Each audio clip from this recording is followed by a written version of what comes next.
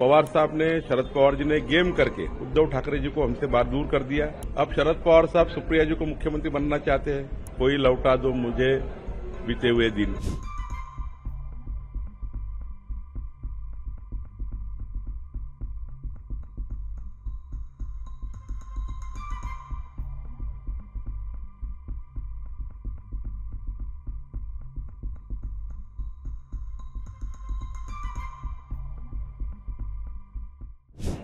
देखिए, मैं कल भी कह चुका हूं, उद्धव जी को जिस प्रकार से महाविकास आघाड़ी के सामने कटोरा लेके घूमना पड़ रहा है,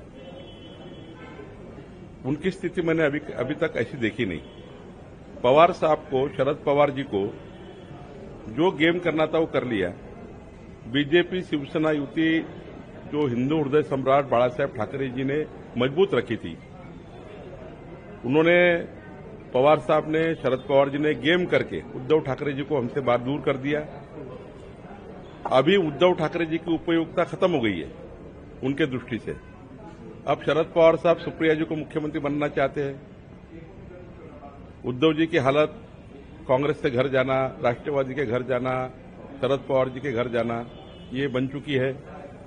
मातोश्री का जो इमेज था कि मातोश्री में जाके सब चर्चा करते थे, वो इमेज उद्धव जी ने इन लोगों के षड्यंत्र में आके खो दी है।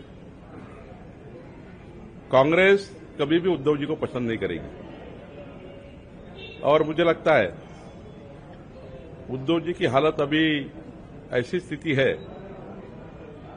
कि वो शोले पिक्चर में था जेलर, आधे इधर आधे उधर, मेरे साथ कोई नहीं। और एक हिंदी में गाना भी है, कोई लौटा दो मुझे बीते हुए दिन। ये हालत उनकी बन चुकी है। लगभग यही हालात जो है उनके सीट शेयरिंग में भी दिख रहे हैं, क्योंकि आज शिवसेना की तरफ से बयान आया कि महाराष्ट्र कांग्रेस सक्षम ही नहीं है सीट शेयरिंग डिस्कशन करने के लिए, हम दिल्ली जाएंगे और राहुल गांधी से बात करेंगे। मैं वही कह रहा हूं कि उनकी हालत इतनी खराब की है उद्धव जी की, कांग्रेस पार्टी के घर जाना पड़ रहा है। और हिंदू हृदय सम्राट बाला साहेब ठाकरे जी ने कहा था कि जिस दिन मुझे कांग्रेस पार्टी के घर जाना पड़ेगा, मैं मेरी शिवसेना बंद करूंगा, दुकान बंद करूंगा। अब ये हालत देखना चाहिए उद्धव जी ने क्या करके रखी है। उद्धव जी के साथ हम युति में रहे हैं, हमको भी तरस आता है कि इस प्रकार की हालत उद्धव जी करना ठीक नहीं है। नाना पटोले ने स्वयं मुख्यमंत्री घोषित कर दिया खुद को, जयंत पाटिल खुद को मुख्यमंत्री घोषित कर रहे, पवार साहब उनको घोषित कर रहे, वडेट्टीवार जी मुख्यमंत्री घोषित हो चुके हैं। तो मुझे लगता है कि एक नेता जब आप महाविकास आघाड़ी का मानते हो उद्धव ठाकरे को, तो कैसे क्या हिम्मत होती है नाना पटोले की मुख्यमंत्री खुद ही बोलते हैं ना, नाना पटोले मुझे मुख्यमंत्री बनना है। अब जयंत पाटिल जी को शरद पवार जी ने कहा ही है, और सुप्रिया ताई तो ऑलरेडी डिक्लेयर है, अंदर से, बाहर से नहीं, अंदर से डिक्लेयर्ड है। तो मुझे लगता है कि उद्धव ठाकरे जी जब महायुति में है, पूर्व मुख्यमंत्री है, क्यों नहीं घोषित करते शरद पवार साहब मुख्यमंत्री उद्धव ठाकरे को? क्यों नहीं घोषित करते हैं कांग्रेस पार्टी उद्धव जी मुख्यमंत्री रहेंगे? हो गई उपयुक्तता खत्म उद्धव ठाकरे जी की।